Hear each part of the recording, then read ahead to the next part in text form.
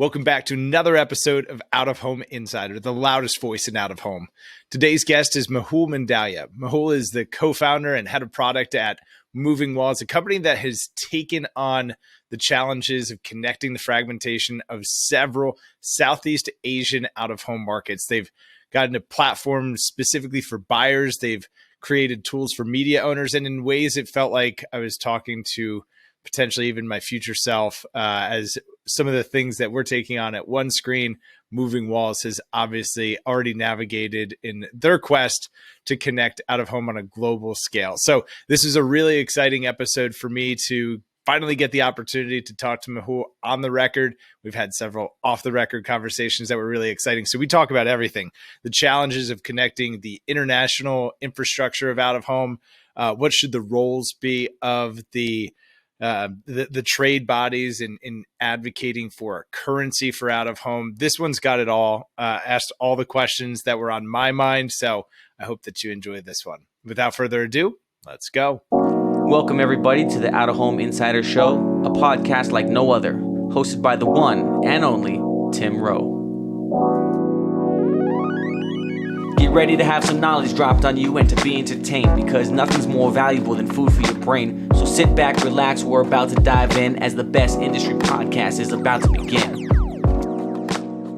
Mehul Mandalia, co-founder, head of product at Moving Walls. We connected, just a couple weeks ago, but we've been in the same circles for what's probably been going on in over a year, and it's really exciting to finally connect. So welcome to the show. Thanks for being here. Yeah. Thanks a lot, Tim. Yeah, like you said, I've been looking around, I've been following your stuff, and it's just an honor to finally be on what's probably the only out of home podcast that reaches our shores.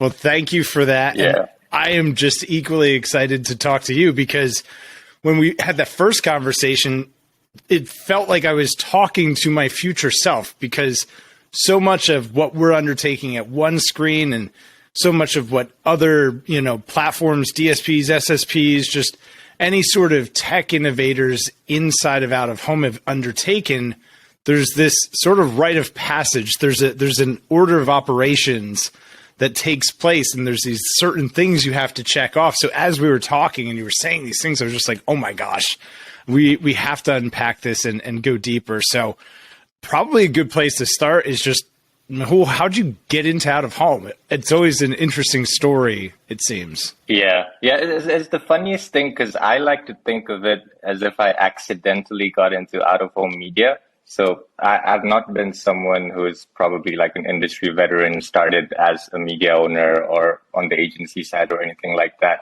I actually used to be a writer. So I used to write, content, copy for a bunch of different firms.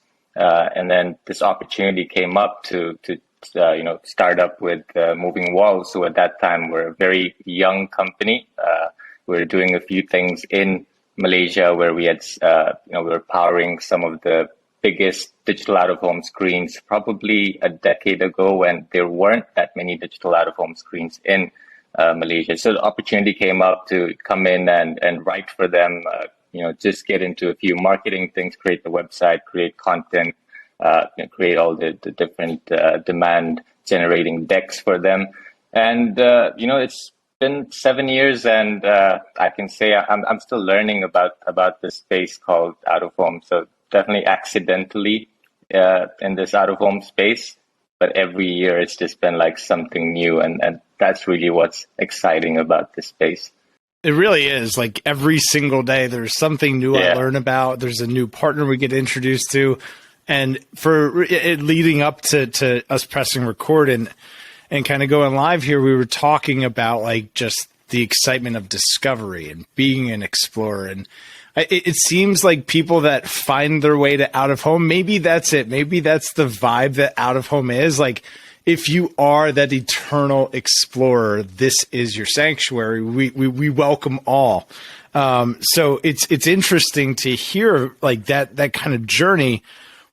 What was the dynamic in the market at the time? Why was it digital screens a decade ago, right? Like we almost say that in passing, but like what was going on a decade ago? Because it seems like there's something there for us to learn here in the United States and on this side of the globe from whatever was going on then. Yeah, I think definitely for the Southeast Asian markets, the newer kind of more developing ones like Malaysia back then, it was the idea of just doing something different. And you saw the kind of digital screens that were being placed were kind of unique. So the ones that we were dealing with was to kind of recreate Times Square, but in the heart of Kuala Lumpur, Malaysia. We had set up like a screen that was on a building going up 20, 30 floors. And it was, set up to be mirroring Times Square, and the idea was just to get people, excited about the space, because there was a whole activation space below where people could interact with the screens, play a bunch of different kinds of games, put their tweets up there, put their photos up there. So it was very, I would say, exploratory. The market was trying to figure out what to do with this out of home screens. And essentially, right in the beginning, they were being sold like any other piece of out of home media. You can come in as an advertiser, lock it down for 1 year, 6 months, and you can do a bunch of other exciting stuff on this screen because it's a digital screen. And back then, you probably had like 2 to 3 options of digital screens, and now it's like so much different, right? You're looking into thousands of screens in all kinds of locations. So it was definitely right at that beginning, everyone was trying to figure out what are we going to do with this thing. But even back then, you could sense the opportunities, because all of the initial campaigns that we were going into was nothing like your regular, just run an ad or run a video. It was stuff like McDonald's created a Save the Ice Cream Sundae game, where there was an ice cream sundae that was melting on the screen, because Malaysia is a very hot place, and people were able to log in and basically, start spinning a fan on their phones and save that sundae from melting. And then they would get a voucher and immediately kind of get their free ice cream at a McDonald's that was right next to that screen. So the whole journey, right, from awareness to interaction to, the final purchase as well, was all done through an out-of-home screen. So definitely this kind of, it's amazing that right a decade ago, there were things like that being done. It's all about how we can scale it now. So there's a lot there that I want to touch on. I think everybody in the United States is actually asking the question of, the ice cream machines work in Malaysia at a McDonald's? Because that's a punchline here in the United States, is that ice cream machines are always broken. So the fact that, one, you could have done this on digital out of home a decade ago, and two, that the ice cream machine worked and you could go get the ice cream cone and redeem the coupon is equally impressive. So a decade ago, we're doing really, really cool things. Like out of the box, it's a shotgun start. Everyone's scrambling off the starting line, and there's a lot of innovation going on. There's a lot of disruption, and that's probably a forcing function as an industry, in that, well, now I've got competition to the left and right of me. I've got to start to figure things out and get traction and start to scale. Where was like the first area that you focused? What was the first opportunity that you really leaned into and started to get traction with?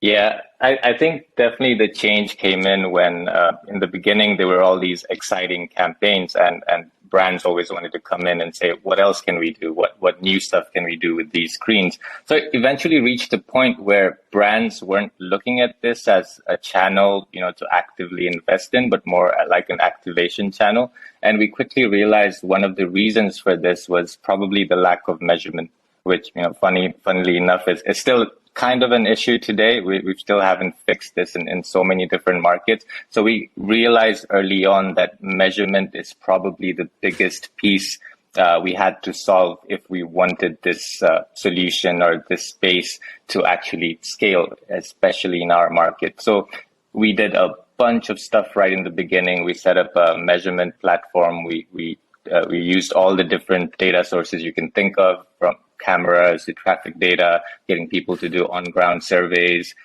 looking at, what's the viewing angle, what's the viewing distance, all that, different stuff we looked at 8-9 years ago. And it was really that measurement piece that brought a lot more attention to this space, at least in our markets, and then helped us build other solutions on top of it. Because we could have very well built a marketplace and try to connect all the digital out-of-home screens together, booking platform, and so on. But at the end of the day, the biggest question is, what am I investing in? If I'm investing into screens, then I want to do something exciting. I don't just want to run ads. Break that down. When we talk about measurement, like what was it that stuck? Everything that you described makes a ton of sense. Like, what was there a silver bullet? Is it just that it's a buffet and that brands are going to decide what makes sense for them? I know that everyone sighed because we were hoping that you'd come from the future with the answers of what we just needed to do. But like, what is it? What is it that resonates? Yeah, I really hope there was one silver bullet, but like you said, it was a buffet of things, and it still is, very much. And even when we look into advanced markets, you have currencies, but you also have media owners, platforms providing their own data sets. So it's been really difficult to set up this single currency even across our market. So the biggest thing that I would say stuck is a lot of education to brands, to agencies of what kind of measurement is available in out of home. And it's something we had to keep going back and saying, this is available, this is what the data looks like. And the questions that you get even today is, what is the accuracy of this data, right? How sure are you that these were the potential audiences exposed to? And the simple answer really is that today you're investing in this media without really knowing much anyway, right? So whatever you get as a data point is a delta change, over whatever you were doing before. So it has really been about those initial brands who believed in this as a solution, who believed that some sort of measurement is better than no measurement at all. And that's kind of what we're seeing kind of ball up and create this need for currency. And now we're seeing that across a lot of the markets that we are present in. The associations are looking to build that single currency, and you have all the different stakeholders who are saying, yes, we need this currency now because this space has just become so huge that we can't choose to ignore it anymore. What do you see to be the leading horse for that currency?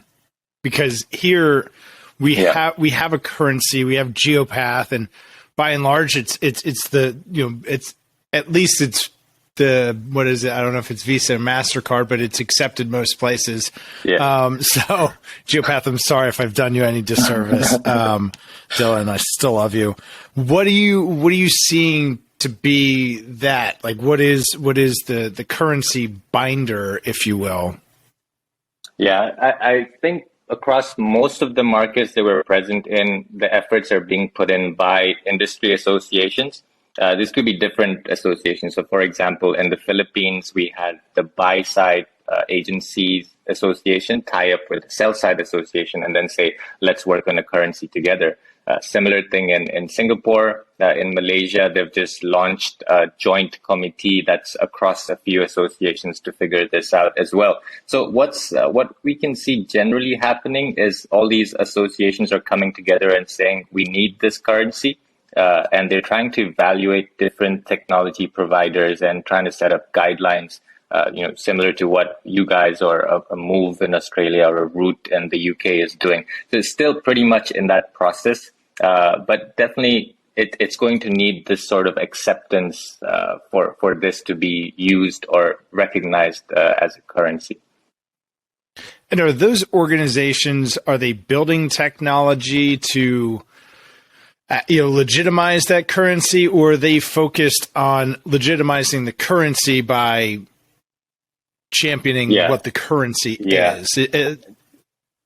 They're definitely focused on legitimizing it. And in terms of technology, they're just looking to partner with solution providers. They're just looking at who's providing what kind of data, right? So there's all these different players now who are present in APAC. Just not ourselves, but there's camera analytics providers, there's mobile data providers. So they're just trying to figure out what makes sense and sort of put out a guideline and say any currency or anyone who comes in with this sort of reach and impression metric should fit these standards. right? So they're really much focused on just getting some acceptance first. And in terms of tech, they're trying to leave it out to some technology providers that they end up partnering with. It makes a lot of sense, and I think that to really legitimize that, it should be a focused effort on exactly those things versus the technology side. And as we start to see more technology companies coming into the space here, I think that we're ultimately going to move that way, which is a win for everybody. When you think about that global landscape and where Moving Walls has started, that's kind of unique into itself. Yeah? Yeah, definitely unique because, and we were speaking about this before as well, right? So let's say 5 years, 10 years ago, we had this solution in these markets. So we had a measurement solution, we had a planning, buying solution, we had the whole programmatic stack. But back then, we were probably the only ones talking about it in these markets. So it's like, you have to go in, educate, pitch yourself, and you're trying to really reach that tipping point. But now we're seeing all the global players recognizing these markets as, probably opportunities for them. So we're seeing all these companies from the US, Canada coming in here as well. And I'd say that's a good thing because now it's not just us, beating that horn. There's a few other companies. There's a lot more education, and I believe a lot more education is what's going to help us play in the bigger leagues, right? Because there's a lot more of us talking about this thing, whether it's programmatic or whether it's just out of home with data, powered by data. It all works that way. So as Moving Walls, we've always seen ourselves as kind of an Asian-born company. All our technology hubs are in different Asian markets. And interestingly, some of the few markets we've scaled into outside Asia have been similar markets because they're fragmented. So I would say a few years ago, we went into a market like Nigeria, where we partnered with one of the largest local agencies there to launch our solution there. We are now in a few Middle East markets. We have clients using our technology in markets like Morocco, Kenya, South Africa. So there's a lot of opportunities we see because a lot more countries have just as fragmented out-of-home industries as what we're used to. So for us, it's almost like we're used to this. So we know how this works. We know the challenges we're going to face and what these countries and the clients in these countries are going to need to solve what they're trying to solve for. It'll probably sound like a leading question because I wrote it down as you were saying it, and then you kind of answered it at the end, but I want to dive in deeper. The fragmentation, is it the same challenges? Like, is it the same set of challenges every country that we go to? We've seen this playbook. We know what it is. Or is it like very different? Where is that spectrum of? Yeah, I would say it's a bit of both. So the fragmentation is very similar because a lot of the markets that we've found success in are markets where there aren't dominating media owners, right? So we're not used to being in markets where 2 or 3 media owners dominate 70 to 80% of market share, right? We're used to being in markets where you have 300, 400 media owners, all of different sizes. Wow. Right? So we know. And this is lots of little markets too, right? Yeah. Like the scale of this is really significant. Yeah. Correct. So imagine across different format types and like you've got language differences, you've got currency and exchange rate, like that's a whole different set of problems than working within the confines of 50 United States. Yeah, definitely. Yeah. So like you said, there's language as well. And then you look at their own technology, right? We have to assess what kind of CMS they have, what kind of media players they have. And a lot of the solutions we've ended up building have been because of this. So because of this reason, we've had to build a CMS as well. We've had to give out the CMS to a lot of media owners who would need such technology to support automated buying, to support programmatic. And we're used to these challenges by now. So we know we have a playbook when we go in. We know they're going to be these kind of media owners. And these are the challenges the agencies are facing because of the fragmentation. So we know exactly what to go in with and what's going to work. But you can never account for the language challenges, and that's probably one of the reasons we need on-ground teams to solve for a lot of these things. It's just incredible, the scope of the undertaking, like being in the foxhole, as my good friend Greg Wise at One Screen says, like seeing the rounds coming down range at you, if you will, here, and then understanding like what that actually is at that scale is just awe-inspiring. So just kind of rocked there for a second. There's another thing that I was just looking at in the research leading up to this, and we're talking about it now, but blockchain 2 years ago, you were doing stuff on blockchain. Yeah. You were doing contracts. Like, is that a focus of the business abroad? Is that something that needs to be on the radar for companies building here domestically? Yeah. So how we got into this is that verification is something that's very new to a lot of our markets. And by verification, it simply means that those who are booking or buying ads on screens, before we even get to programmatic, they don't even know how many times these ads played, right? You're doing bookings as if you're buying a static or classic out of home campaign. You get an estimate and say you'll have 1 million plays across 2,000 screens, for example. But then you don't really get any reporting when the campaign is going on. So we saw this as a problem that was getting bigger because the number of formats and number of screens, right? You could buy a residential screen network that had 300, 400 screens. How are you going to keep track that what you invested in actually got delivered? So we worked with a company that was doing blockchain verification, or looking at building blockchain powered verification solutions for the digital space. And we tried to partner with them to figure out how can we implement this for out of home. Right, because in out of home, you also have multiple players. You have media owners, you have agencies, you have the clients. So how do we bring in that kind of immutable nature of verification that only blockchain-powered verification could provide to out of home media? So we ran a couple of pilots. The first one was for a food delivery brand, which is called Food Panda here. It's quite popular across this region, and they were running a campaign across 2,000, 3,000 screens, and we were able to provide them reporting independently because everything was recorded on the blockchain to say which screens were delivering against what they had booked and how was that being delivered throughout the campaign. And that was a while back, and I can firmly say verification is probably a lot more well-known now. You have well-known companies even from Australia and New Zealand who are trying to now break into these markets and launch their solutions. So our stance on verification now has been that we have a solution for it, but we're open to partnering any independent verification solutions as well. So we are working with the likes of IAS right now to kind of pilot verification for out of home.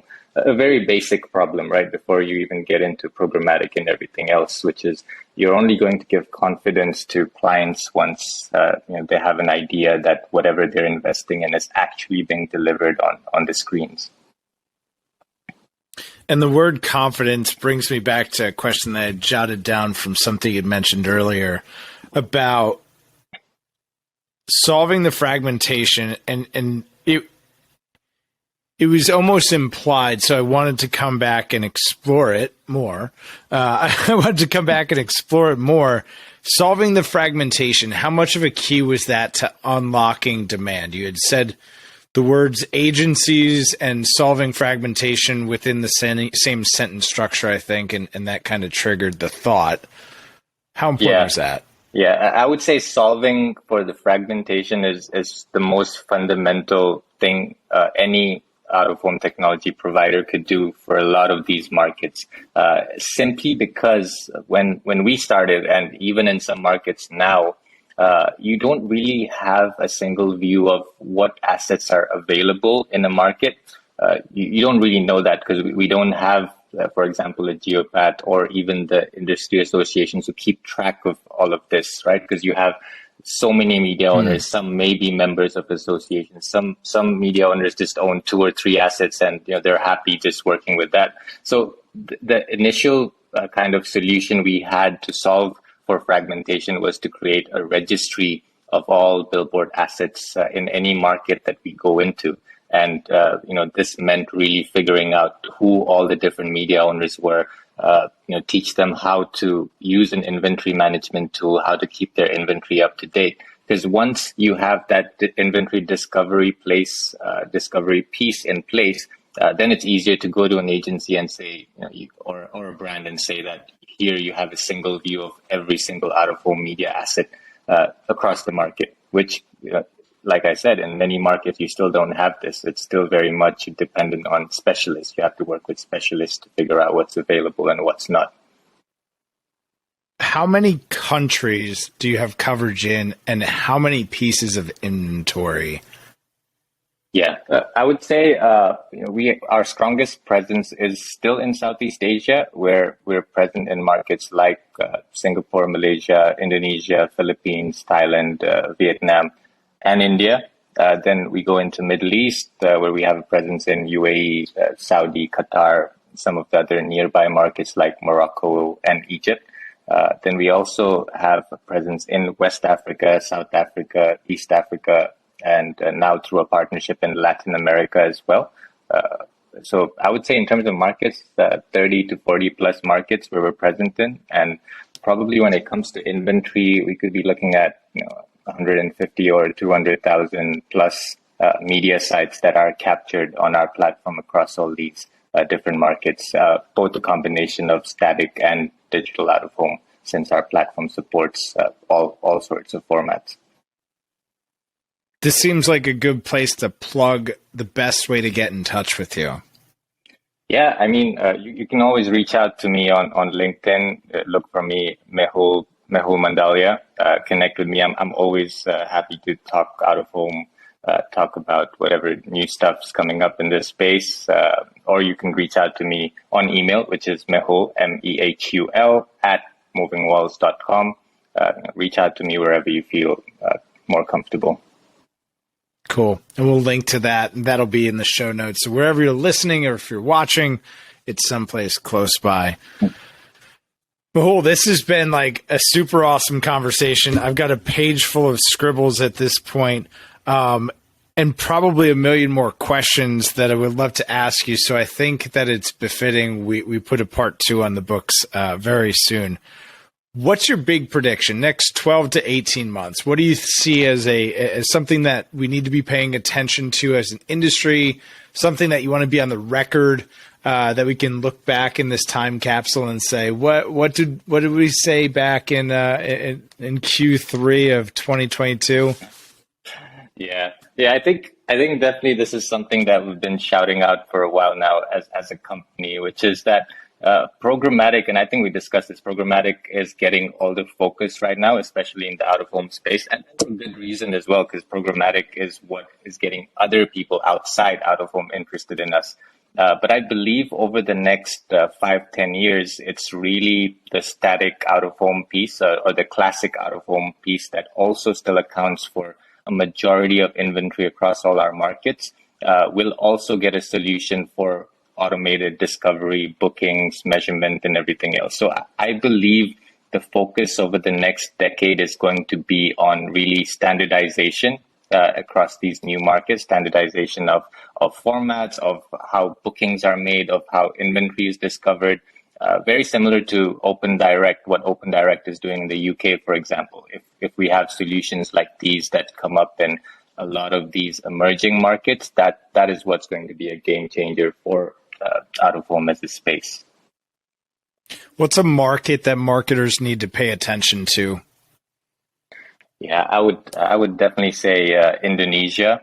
It's a market that came out of the blue for us as well. We had a few media owners reach out to us from Indonesia a while back, and when we really started going into that space, we realized that out of home is already huge there, even though the amount of digital inventory compared to the classic inventory is a lot less than in other markets like Singapore, like Malaysia, like Thailand. But because of Indonesia's really fragmented nature, not just in terms of media owners, but it's a country that's built with thousands of islands, right? So, and probably what is, one of the world's largest populations and rising middle class, it's really a huge opportunity for out of home to scale and new solutions to scale into. And even for us, it's quickly, like within the space of a year, it's become our most important market. So I would definitely say that it's a market with a lot of challenges because of its fragmentation, but it's definitely one of the most exciting markets in Southeast Asia. Wow. And also probably because my wife is Indonesian, that's probably why I also get a bit more excited about it. Good on you. Just recently married. Congratulations again, my friend. Do you have a favorite piece? You're welcome. Do you have a favorite piece of inventory, a piece that just like stands out to you? Like that's my favorite right there. Yeah, honestly, not a favorite piece of inventory, but I've always liked wall facade screens for some reason, like screens that are pasted on the faces of buildings, just because these buildings would just be flat or have some kind of a board on them anyway. But the moment you put a digital LED on the facade of any building, it just transforms what that building looks like, and you just recognize it and say, that's that mall or that's that office space because of that screen on it. So I really think wall facade screens can do a lot for what a regular building could look like. That's a really powerful ownership concept of being a landmark. That's really significant. I think that's a good exclamation point to end on. Mehul, this has been awesome. We're going to put part 2 on the books real soon. Thank you so much for doing this. Yeah, definitely. So excited to finally be on this, and looking forward to many more conversations with you, Tim. Thanks a lot. Awesome. Thank you. If you found this to be helpful, please share it with somebody else who could benefit. Make sure to like, share, subscribe, leave a review wherever you're watching or listening to this. Until next time, we'll see you. Quarter century, I finally came to my senses. I finally got my hand up on the tinted Benz, kid. I see the world clear through my tinted lenses. With the dream and the drive, the possibilities endless. Now print that, send this all the way to Tokyo. Take a trip down south, down to Mexico. Next stop, Shanghai, the world-class trade show. First class all the way, cause that's how we roll. Yeah, call us the rock star businessman. Rockin' shows, we handle business, man. We got our own future in the palm of our hands, cause divided